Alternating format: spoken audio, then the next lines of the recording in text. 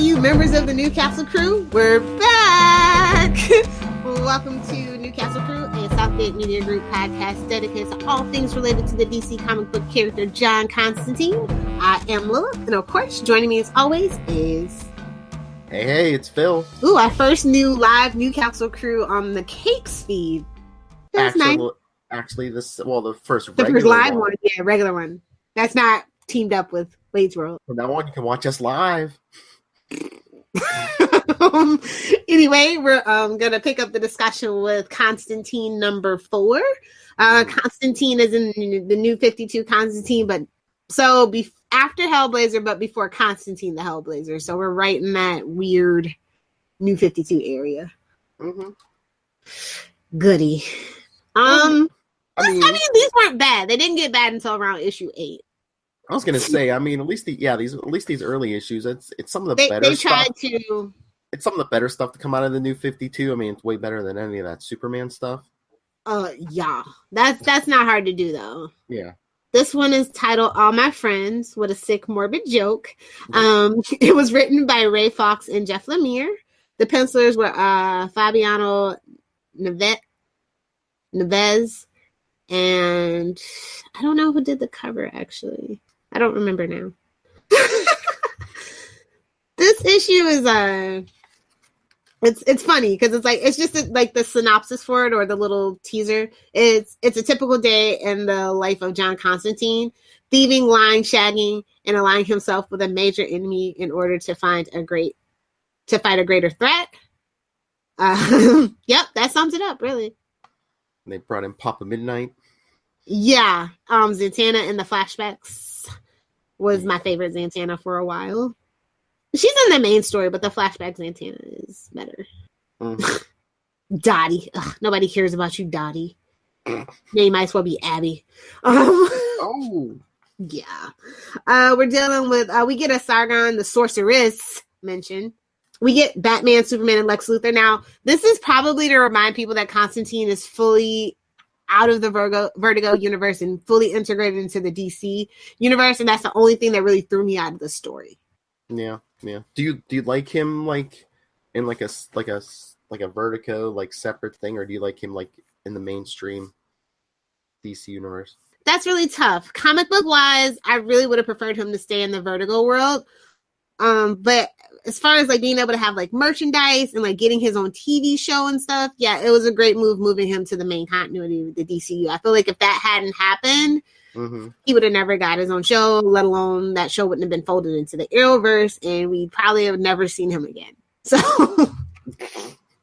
I mean, we're getting to see him on Legends pretty soon. So for 2-part episodes, and he's getting his own animated series on CWC. So it's just like there's a give and pull when you take something from an independent comic book, place and you place it in that mainstream. There's give and take of it. So while the comic book, I really feel like suffered, the brand itself, I feel like has elevated a bit. It has a little more cachet. So, what about you?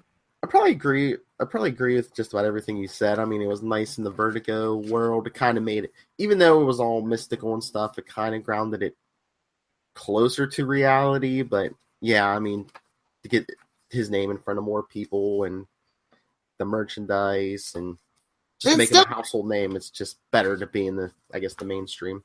Yeah, it's still not enough. I really feel like that movie really damaged the brand before it even got off the ground. Mm-hmm. But Matt Ryan as John Constantine has really given it a lot of cachet, and I'm just so thankful that he just didn't say to hell with you.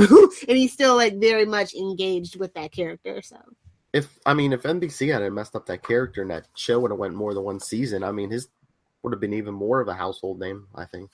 I definitely think so. Yeah. Still is super excited for the animated series, so we have that. Let's just hold on to that.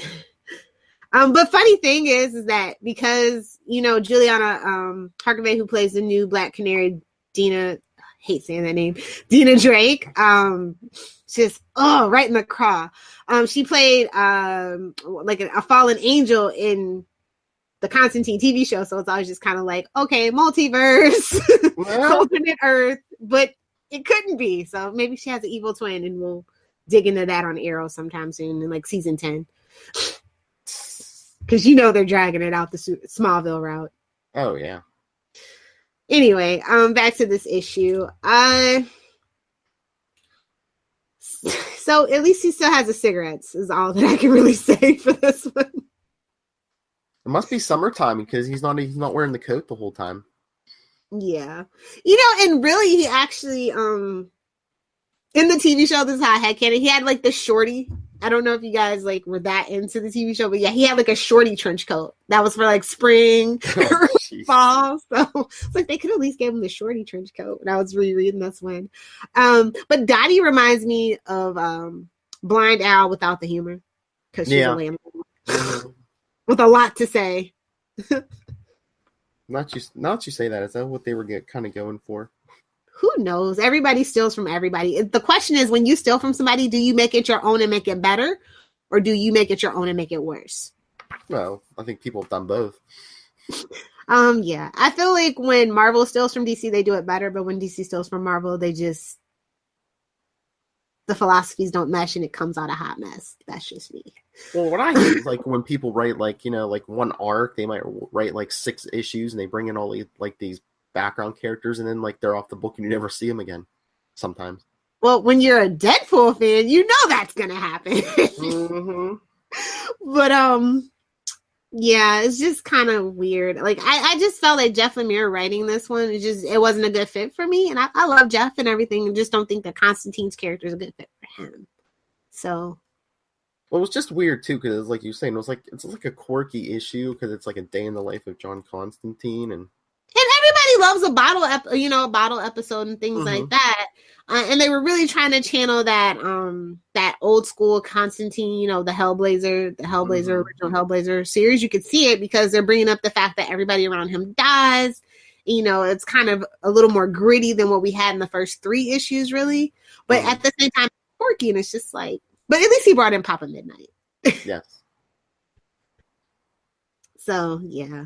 It was I always like Papa Midnight. I love the guy that played Papa Midnight in the show. Very formidable foe for John. So Sargon, I don't know. I just don't know. She comes back though, later on. Yes. And she's much better. But this time around it's just like But I like the conversation that he has with Dottie. I just don't like Dottie because it's just very, I don't know, she's very Abby-ish in her mannerisms, and I don't like Abby-ish ways. Mm-hmm. Abby from Swamp Thing, in case you guys are just joining us. I'm sure they've heard the previous. In case you haven't. Yeah, Swamp Thing's longtime flame. I don't like her. And she doesn't like John, so that could have a lot to do with it. I don't know. But she has every right not to like John. You know what I mean? Mm-hmm. Because he's full of shenanigans, as you can see in this issue. But can we talk about the character called Mop Mop? Like, really? The third time Tommy? I'm just like, this Constantine, it's one of those books that are very dark and can have humorous elements, but it can't be slapstick. Do you know what I mean? Yeah. Like, comedy, kind of like, you can think of Dexter. Anything past season 4 is a dark comedy.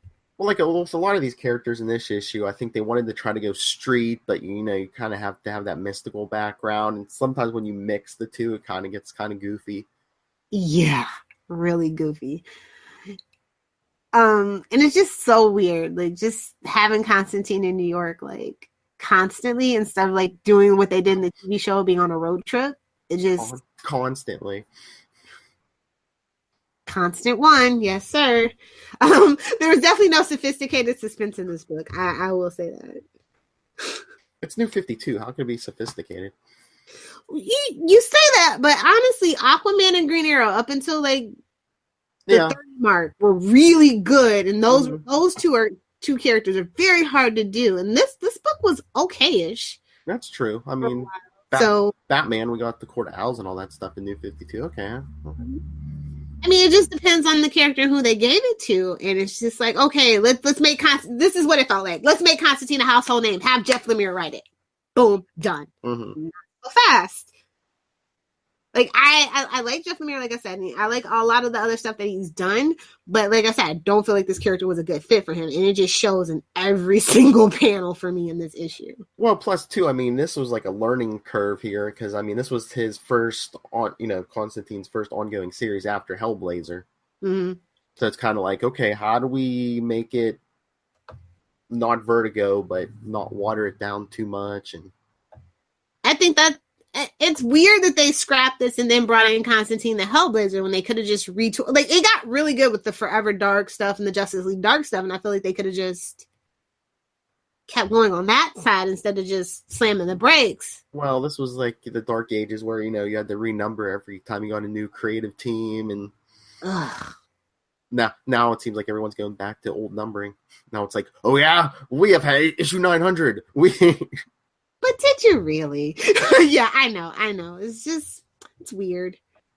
It's still an okay issue, just a little sloppy, and I just feel like Jeff Lemire wasn't really familiar with the character of Constantine at all. Mm-hmm. Like, he wasn't a fan. Like, you can tell when a writer's a fan. Like, let's just do our old World's Finest stand by Tim Seeley. He knows Nightwing inside and out, and it shows. So you're thinking Lemire just had like a list. They're like, okay, hit Zatanna, hit Papa Midnight, hit.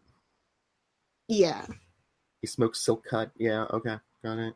Yeah, unfortunately. So it's just like, just call Alan Moore next time. He's not returning their calls. I know, unfortunately, and that's a shame because I think that's what could really save the brand right now. Well, especially Doomsday Clock. He ain't returning their calls. Yeah, I read the first issue. I can't believe I stood in line with a bunch of nerds.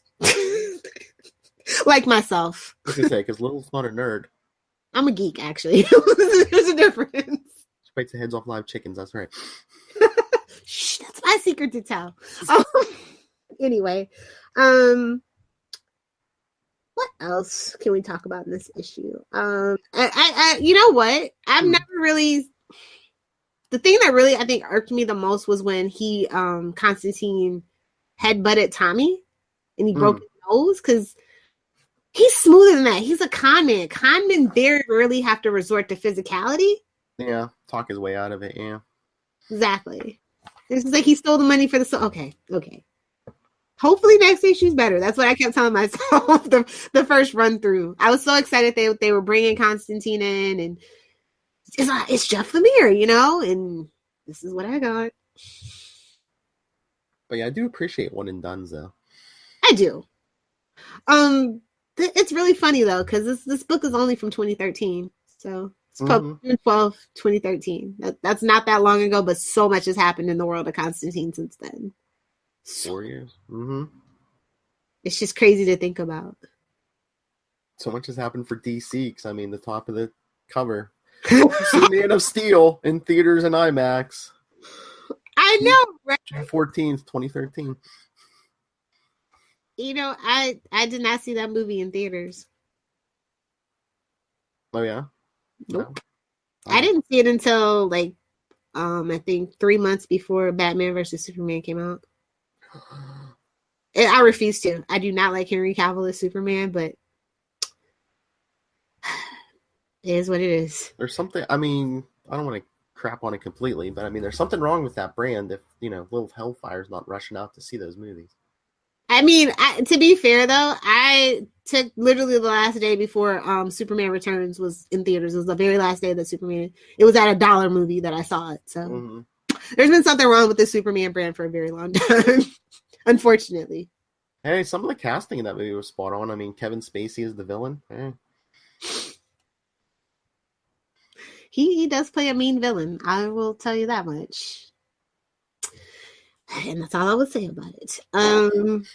So I all in all, I would give this issue about a B-, and that's me being very generous. I felt like he did actually get the characterization of Papa Midnight right, which, is something, because a hero is only as good as his villains. I'll go with you with the very generous B-. I mean, you can tell he tried, and I appreciate a one and done, especially these days. Yes. Not everything has to be a maxi series. Yes. Doomsday Clock, I'm looking at you. the issue. 11 more issues. Oh my god. It's you're gonna try to go as long as the wasn't original Watchmen 12 issues? It was. And I felt like it needed more, and eventually they went back to the well and ruined it. But before Watchmen? Yeah. Some of it's okay. The other stuff is kind of weird. Like some of the stuff you needed and it should have been in the original. Just saying. But it's kind of like Batman, The Dark Knight. You know what I mean? Like you can't keep going back to that well. Like we've seen it. I hereby dub Doomsday Clock after Watchmen. Yes, that's what the fans should call it. You think it'll make it into the TV show? What? This stuff that they're doing right now with Doomsday Clock. I don't know. I mean, are they gonna have to? If they do, are they gonna have to modify it? Because I mean, you're at least gonna have Superman in this story. It looks like, and so that's a Negarino. Well, yeah. Maybe they'll have a stand-in. Maybe he'll be Overman. You think they're to reference the crossover that's coming? You think they're gonna do like the original series and then do flashbacks kind of to that before Watchmen stuff? I think they almost have to, because I mean, unless they're doing a limited series run, like where it's just like 9 episodes, 3 seasons, kind of like Sherlock on the BBC. I don't know. I'm interested to see what they do with it. It's a great property. It's so many great ideas and a lot of potential. And I actually like the movie despite the things that were cut out of it and retooled for the movie. Oh yeah, it was ahead of its time for sure, and it's the only thing I think I will ever like by that man, probably. I'll rewatch that movie. I will rewatch that movie from time to time. Yeah, it's got good rewatchability, definitely. And I think the themes from it are kind of timeless, much like, 1984, the novel. So. Oh, you know what I was thinking? Was it yesterday or the day before? Since they're bringing the Watchmen characters into the DC universe in the comics, would they do that in the movies, and then the Watchmen movie becomes your first DCEU movie, like official movie? It'd be much better start than what we got. But see, this is the thing about when they try to do stuff like that. It's like with Superman Returns, for instance. Like, okay, like it's literally not like 3 and 4 didn't happen, people. So we're picking up from. Yeah, but I think that they went too far with that. I mean, it was too far removed from those original movies, and they're like 30 years. It's like another Donner movie. It's like, no, go your own path. Yeah. And, poor Brandon. He got he did a great job of what he was directed to do. And, I hated it at the time, but it is what it is. And he's got a second life in the DC world. And I actually like him as the Atom, which was supposed to be the Ray. Much like Elongated Man is really Plastic Man in all but name. Yep. So there's that. But this issue, it just made me go back and read some Hellblazer, honestly. Maybe that was their point. They're like, hey, I know this is kind of watered down. Maybe go pick up the old stuff. Pick up our back catalog on DCComics.com and Amazon and Comixology. I mean, if we can't stand going through Constantine all in a row, we could throw in some Hellblazer, too. Oh, yeah. We'll get back to Hellblazer. That first 13 issues, I am always going to be in love with. There's not anything anybody can say about it. I can't wait to get back to Hellblazer, actually. But this is really quick. This is 16 issues, and we go through some Forever Evil stuff, if I remember right, and we get into that Justice League Dark, which was great. And we'll talk about the movie eventually. Waiting on you boys to get it together. What? I've been waiting on you guys to get it together for Justice League Dark forever. Oh, yeah. I'm ready. I'll bring it up on capes. I'll put everybody on the spot. I don't know if Charlie's ever seen it, but I believe the rest I think he'd like it. Oh, you know what else? You know what? If you're saying Forever Evil, you know what else runs through here? I think Trinity War. Did it really touch Constantine, though? Yeah, tie-in Constantine 5, and I guess maybe just Constantine. So next issue is Trinity War tie-in, yes. Oh, it's very little. It's very minimal then, because I don't remember it. So you know what? I hate when they do that. They're like, oh, what's a slow-selling book? Let's make the tie-in. Kids love the tie-ins. Uh-oh. Just beating Nope, the dogs. I'm here, yelling at the dogs. What'd they say? Oh, you don't do it loud and proud like Charlie Esser and his kids. Okay. I don't want to scare you guys with my mom's voice. Sit down. Something like that. Okay. I'll just be glad that this is quick and painless. I don't know that I'll be able to get through Constantine the Hellblazer. I dropped it towards the end, you remember, and I'm not really reading Constantine right now, but once we get to it, I will, and it'll be fresh. It'll be a fresh opinion. Mm-hmm. So I'm happy. Did you have a favorite panel? Favorite panel? I know not to say the headbutt. If you liked it, you liked it. It's fine.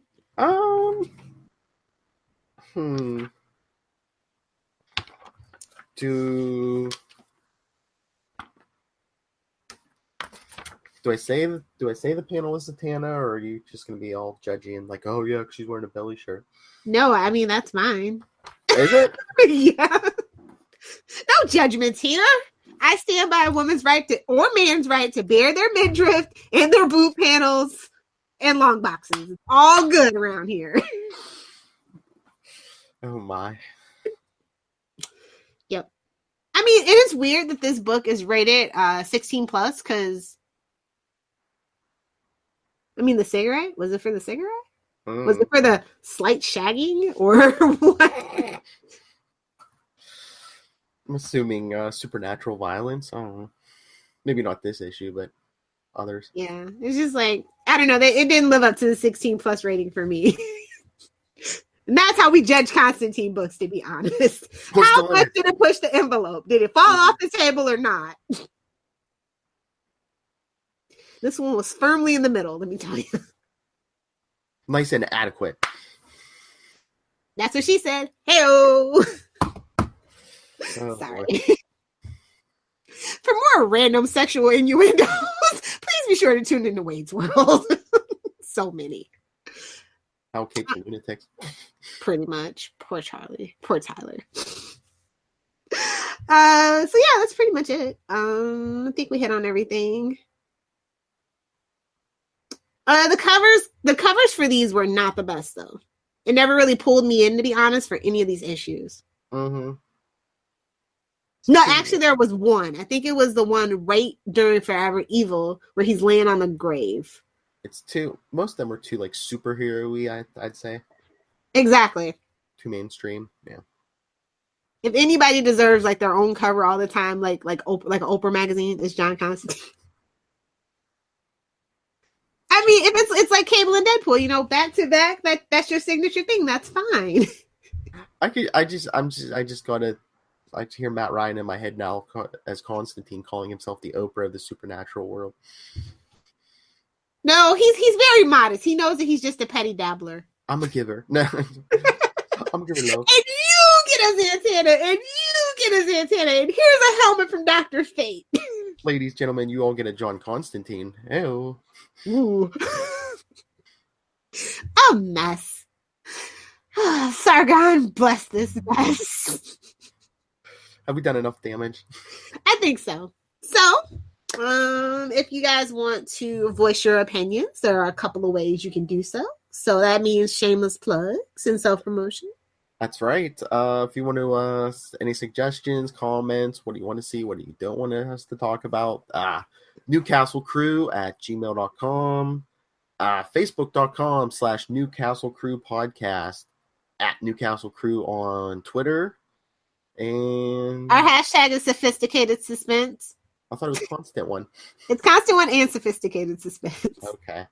And as always, if you want to get a hold of us here or for any of our shows, you can hit up the voicemail 614-382-2737. That's 614-38-CAPES. All right. Lil Hellfire, the sorceress. Where can people... You guys can find me this coming week, Monday, live tweeting the first episode of the official four episode crossover for the Arrowverse. Not first 2 episodes? We'll see. We'll see. I don't know. Because they're both on.